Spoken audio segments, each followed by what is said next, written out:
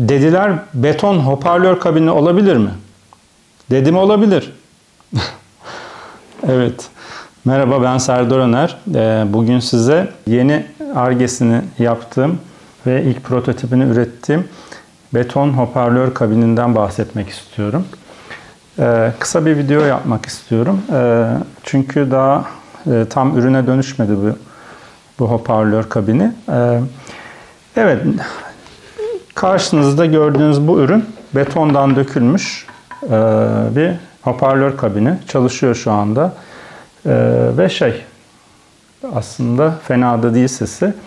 Peki neden beton bir hoparlör kabini üretmeye ile ilgili bir heves içine girdim? Biraz ondan bahsetmek lazım.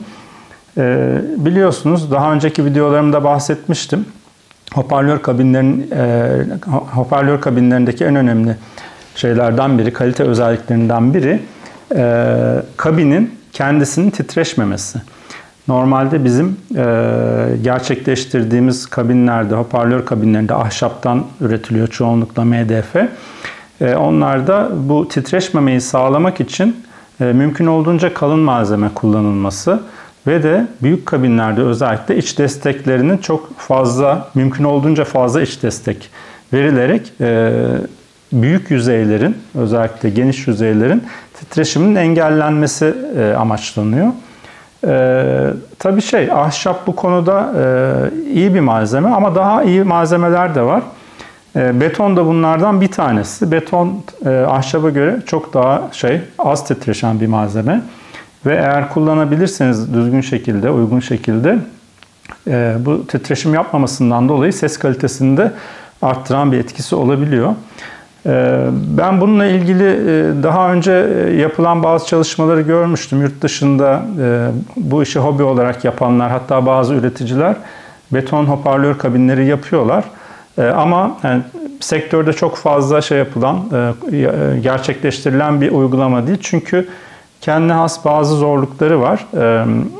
Büyük üreticiler genelde bu tip üretime o yüzden girmiyorlar. Seri imalatta bazı sıkıntılar olabilir diye düşünüyorum.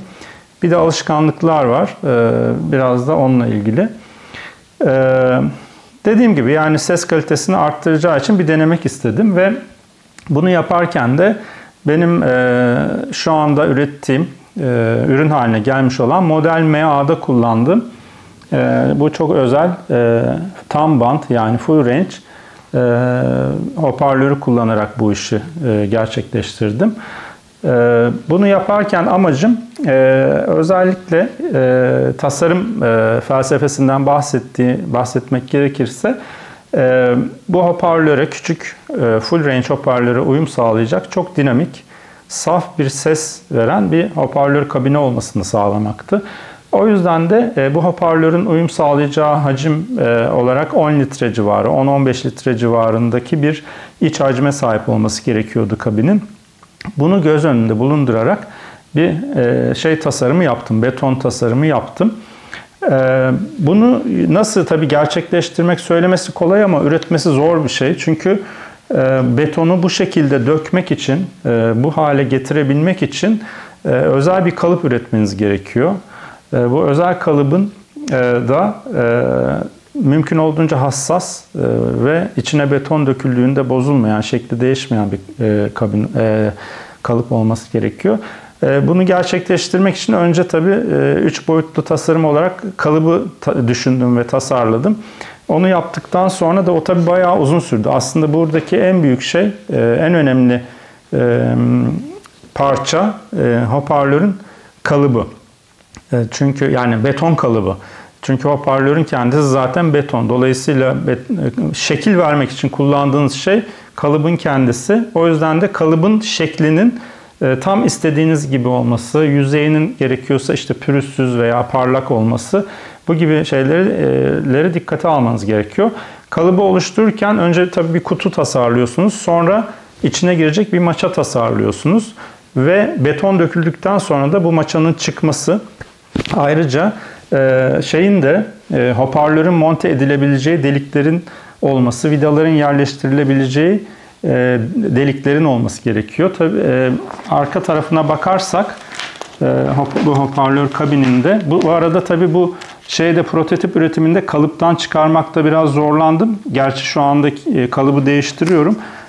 Dolayısıyla çıkarken bir çatlama oldu. Onu da epoksiyle bu seferlik yapıştırdım. Zaten prototip olduğu için çok önemli değil.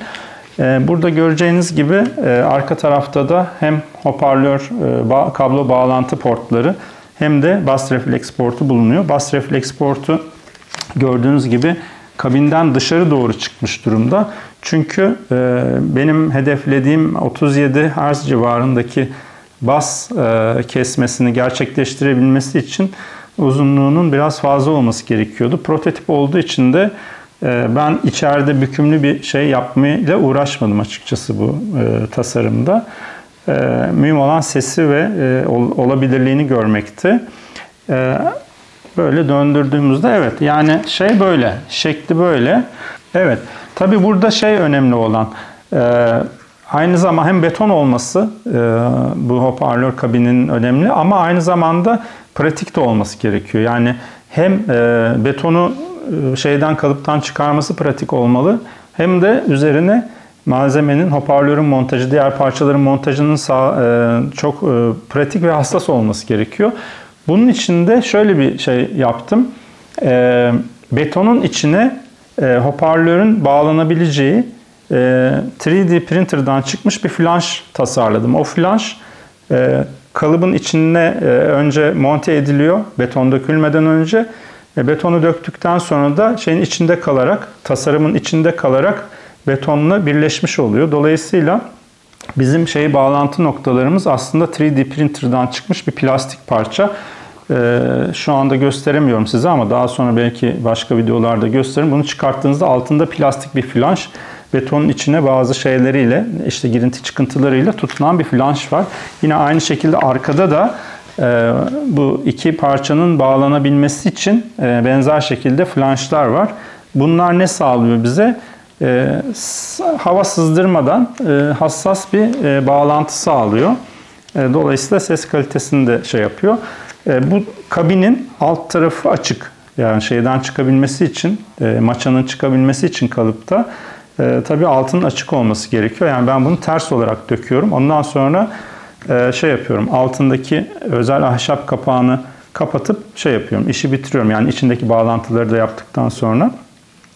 Burada da yine kabinin alt bölümlerinde bağlanabileceği, ahşap kapağın bağlanabileceği flanşlar var vidalar için.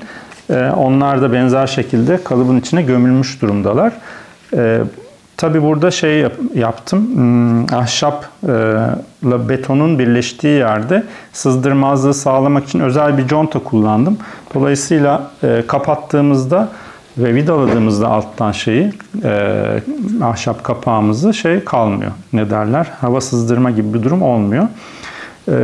Buradan sonra nasıl bir yola gitmeyi düşünüyorum? Şimdi bu prototip oldu. Sesi de güzel. Burada bir şeyden de bahsetmek istiyorum. Benim açımdan ses kalitesini arttıran bir şey bu özellik beton kabin olması.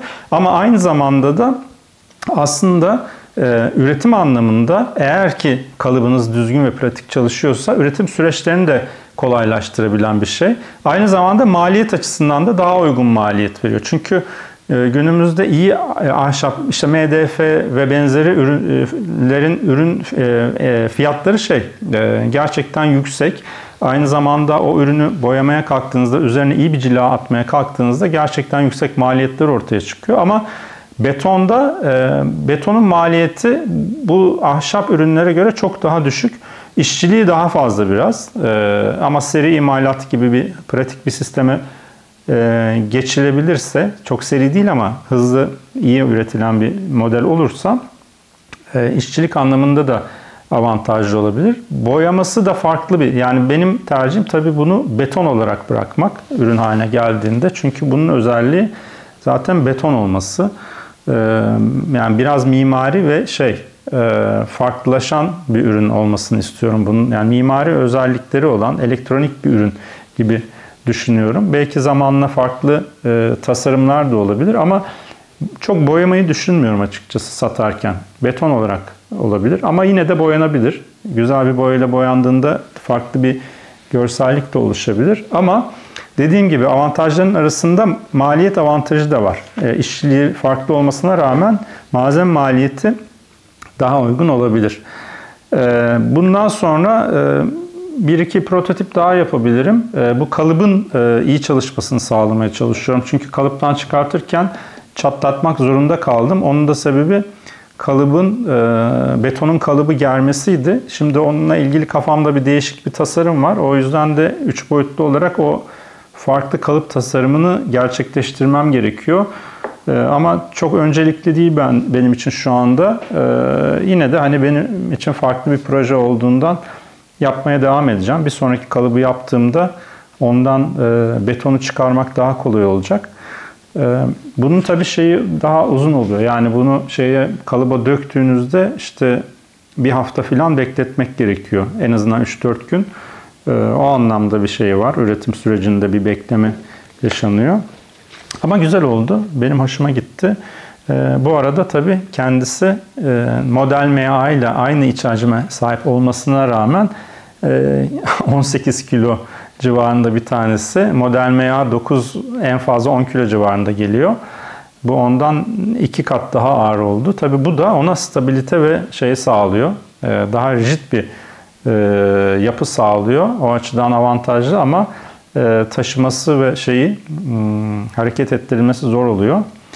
Evet işte böyle. Bunu da bir tane koymuştum galiba Instagram'a.